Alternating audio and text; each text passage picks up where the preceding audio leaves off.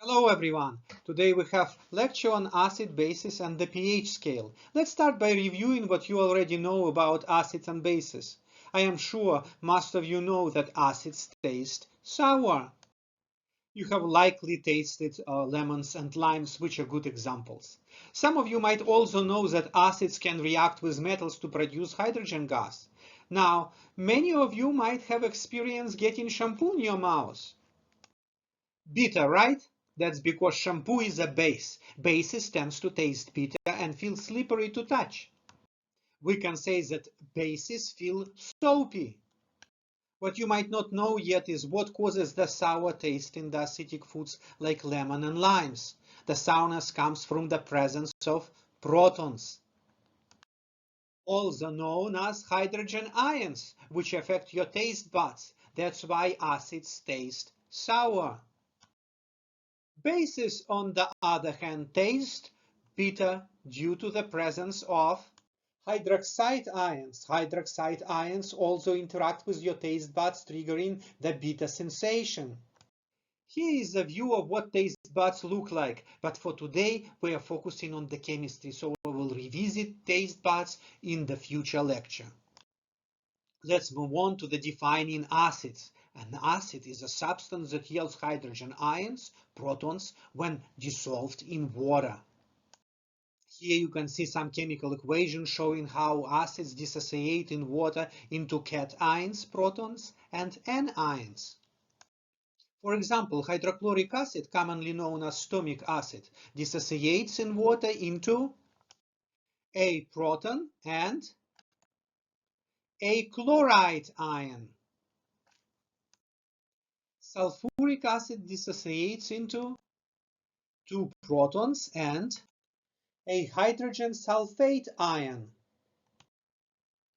while nitric acid dissociates into a proton and a nitrate ion.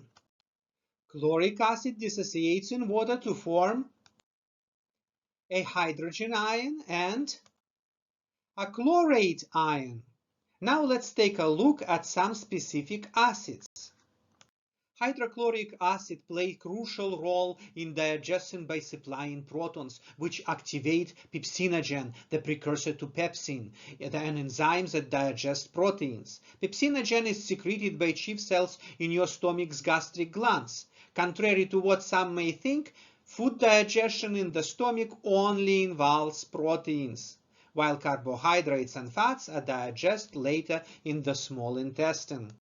If you work with hydrochloric acid in the lab, remember that it's highly corrosive and can cause severe irritation of the eyes, skin, and respiratory tract. Inhalation can lead to inflammation and pulmonary edema, fluid built up in the lungs. Another important acid is carbonic acid, which forms when carbon dioxide dissolves in water. This process happens when rainwater absorbs carbon dioxide from the air and soil, resulting in weak solution of carbonic acid. This also happens to water left out in the open, though the acidity is harmless and barely noticeable. On the other hand, nitric acid is a dangerous substance capable of causing severe chemical burns and damage in mucous membrane. If inhaled, it can lead to respiratory issues, including pulmonary edema and even death. Nitric acid can break down proteins and fat, making it a powerful oxidizer. Next, let's talk about hypochlorous acid, which your body produces naturally. It's part of your immune system and helps white blood cells attack and destroy pathogens. It's mild but effective antimicrobial agent that fights infection and inflammation and is even used in skincare products due to its gentle nature. It helps treat conditions like acne, eczema, and psoriasis without causing irritation, making it suitable even for sensitive skin. In past, hypochlorous acid used to be used as disinfectant for fluorescent cells in the hospitals. Now, what did we learn today? Acids are substances that yield protons in water. And you can easily identify an acid by its chemical formula, which typically starts with an H, like hydrochloric acid, sulfuric acid, and others. Let's also consider sources of acids in the human body. What are some important sources of acid in the human body? Hydrochloric acid is produced in the stomach for digestion of proteins. Another example is carbonic acid, formed during cellular metabolism when carbon dioxide in the blood generates protons. This happens when carbon dioxide reacts with water to form carbonic acid, which then dissociates into protons and bicarbonate. In our muscles, we produce lactic acid during exercise. When your muscles don't get enough oxygen, they switch from aerobic respiration to anaerobic respiration, producing lactic acid as a byproduct. The byproduct of this anaerobic process is lactic acid, which can contribute to the burn during intense exercise. It was long believed that lactic acid buildup causes muscle soreness after exercise, but current research indicates that muscle soreness is actually caused by microscopic damage of muscle fibers, not lactic acid. The muscle soreness that occurs a day or two later is due to the healing and repair of the muscle fibers. Lastly, acid also formed during the breakdown of fats. When the body breaks down fat, it produces fatty acids. During prolonged exercise or periods of fasting, the liver converts fatty acids into ketone bodies, which can accumulate and make the blood more acidic in the state called ketosis. The body has buffers like phosphate ions that help maintain homeostasis by neutralizing excess protons and preventing dangerous shifts in pH levels. Let's talk about a condition called respiratory acidosis. Breaking it down, respiratory relates to breathing, inhaling and exhaling gases like oxygen and carbon dioxide. Acidosis means that body becomes too acidic. Under normal condition, our body is slightly basic, with a pH around 7.35, 7.45, but in some cases, the blood can become more acidic. This shift towards acidity can happen due to the changes in how our body handles carbon dioxide. So what happened during the respiratory acidosis? Carbon dioxide is produced as a waste product in our body and diffuses into the bloodstream from tissues. When carbon dioxide builds up in the blood, because the lungs are not able to remove it efficiently, it causes an increase in hydrogen ions. The higher the concentration of hydrogen ions, the more acidic the blood becomes. Here is the chemical reaction behind it. Carbon dioxide reacts with water in the blood to form carbonic acid. This carbonic acid quickly dissociates into hydrogen ions and bicarbonate ions. Hydrogen ions is what drives the blood to become more acidic. This is why when there is too much carbon dioxide in the bloodstream, it leads to an increase of hydrogen ions, causing the blood to become more acidic, a condition called respiratory acidosis. Bicarbonate is a key player of our body's regulation of pH, and we have plenty of it throughout our system. However, the excessive formation of hydrogen ions, protons, can be dangerous and may lead to a condition called respiratory acidosis. We're not going to go into all diseases and conditions that can cause this right now. Instead, let's focus on how the body deals with the buildup of protons and maintains its pH balance. Our body has a complex system that maintains homeostasis, ensuring that proton level remain balanced. Not too high, not too low. The first line of defense is maintaining this balance is the chemical buffers in our system. But what are exactly these buffers? They are ions or molecules that bind to the hydrogen ion, preventing them from making a body more acidic. One of these important chemical buffers is the phosphate ion, which binds to protons and neutralizes their effect. Another surprising molecule that acts as a buffer is hemoglobin. You probably know that red blood cells are filled with hemoglobin, whose primary role is to transport oxygen from lungs to the tissues. But hemoglobin has another crucial function. It can also bind to protons, helping to maintain the body's pH balance. When hemoglobin is in its deoxygenated form after releasing oxygen to tissue, it has higher affinity for hydrogen ions. This allows hemoglobin to pick up the hydrogen ions produced by dissociation of carbonic acid. Carbon dioxide, which is constantly produced in our cells, is expelled from the body when we exhale. The more metabolically active our cells are, the more carbon dioxide is produced. By exhaling carbon dioxide, we prevent buildup of protons, helping to regulate acidity in the body. Lastly, our renal system, specifically the kidneys, plays a major role in removing excess protons. The kidney filter the blood, and any excess hydrogen ions are eliminated through urination. This is another essential mechanism by which our body maintains pH balance. In summary, the body uses several strategies: chemical buffers like phosphate ions and hemoglobin, the exhalation of carbon dioxide, and the kidney filtration system to keep our proton levels in check and prevent dangerous conditions like respiratory acidosis. Now let's shift focus to bases. A base is a substance that produces hydrogen ions when dissolved in water. Some common examples include potassium hydroxide, which dissociates into potassium ions and hydroxide ions in water, and sodium hydroxide, which dissociates into sodium ion and hydroxide ion.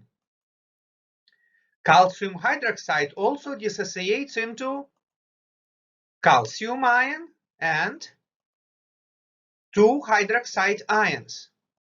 Sodium hydroxide, also known as lye, is one of the most commonly used industrial chemicals involved in production of plastics, soaps, rayon, and textiles. It is corrosive to the body tissues, and its concentrated vapors can seriously damage eyes and respiratory system. Ingesting sodium hydroxide can cause severe damage to the esophagus, and in children it can be fatal.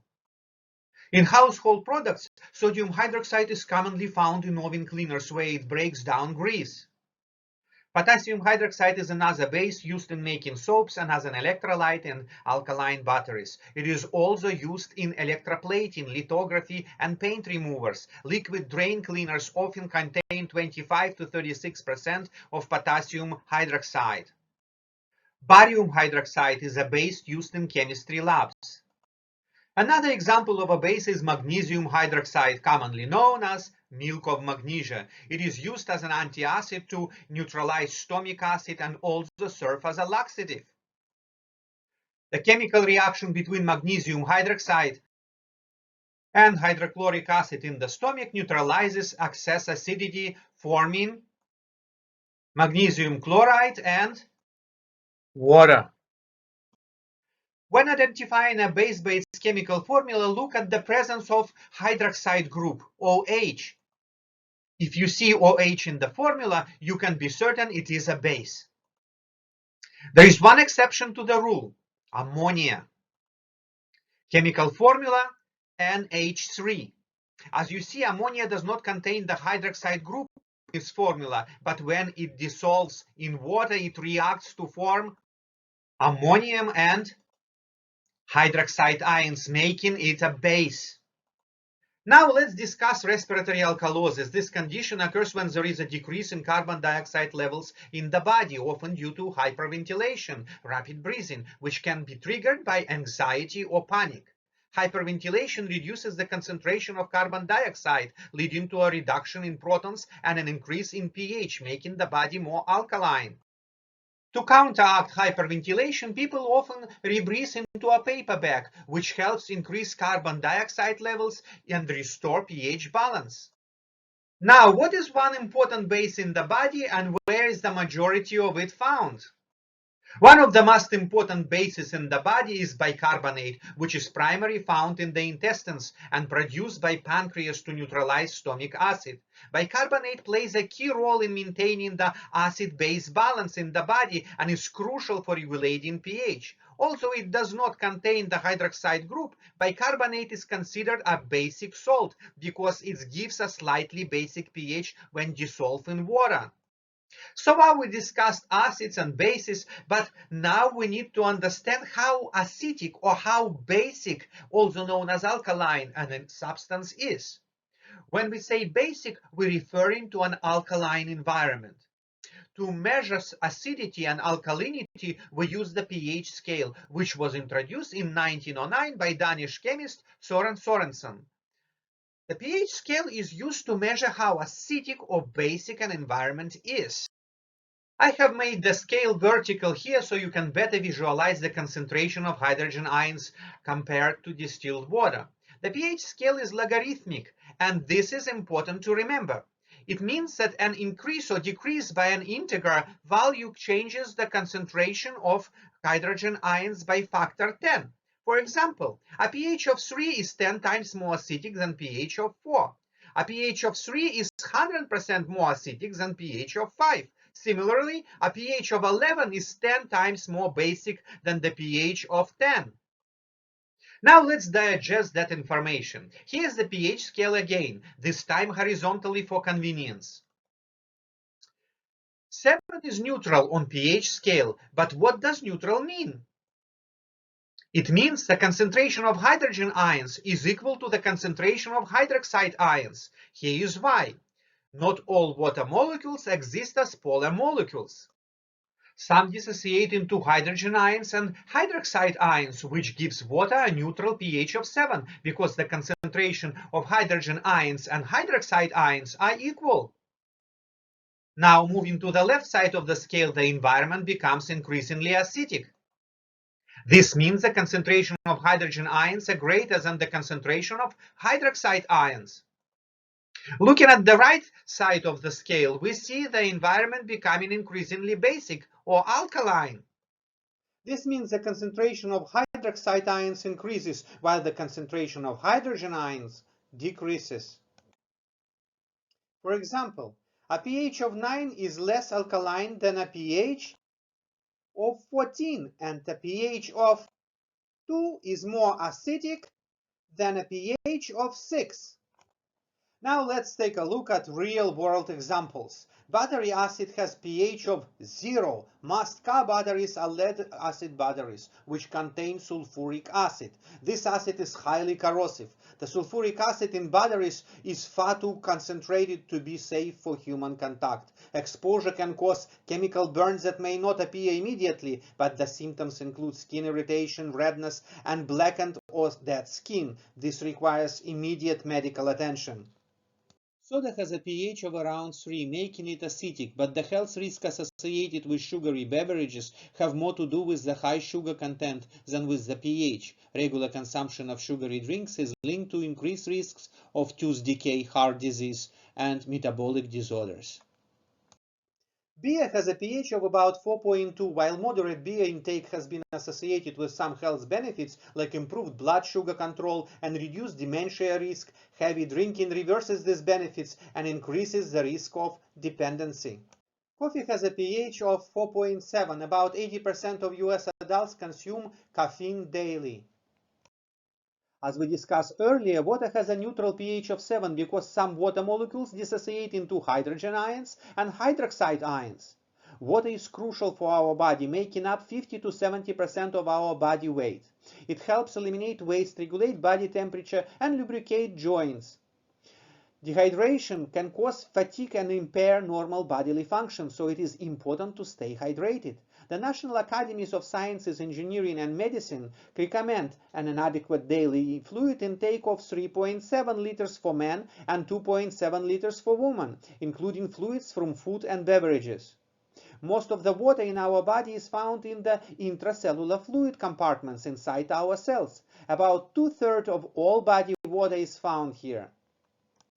Looking at ocean water, its pH is normally around 8.2, but it has recently decreased to about 8.1 due to ocean acidification, which has important environmental consequences.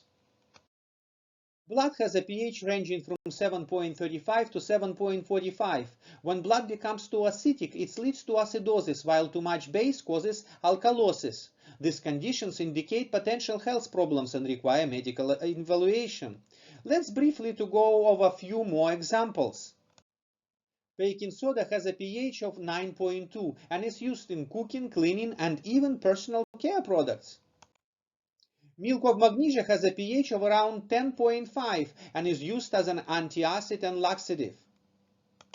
Ammonia has a pH of 11.5 and is commonly used in household cleaners, but it should never be mixed with bleach as it creates toxic chlorine gas.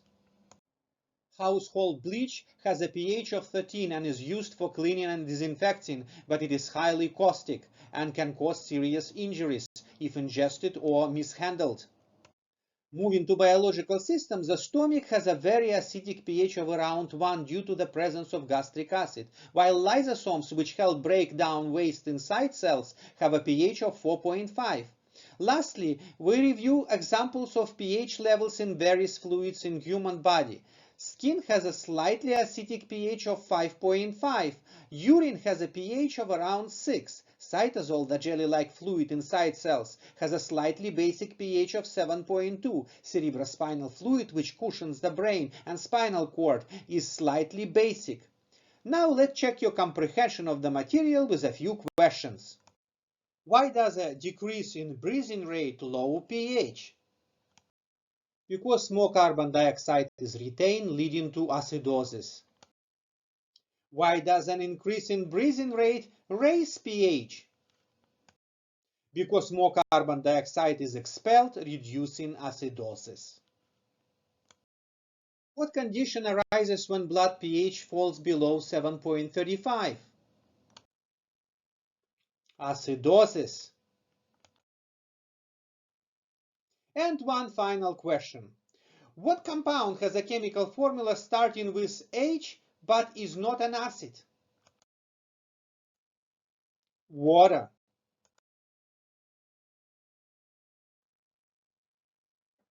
And now pause the video and fill in the blanks. Here are the answers. If you had difficulty with these questions, feel free to review the lecture. Thank you for your attention.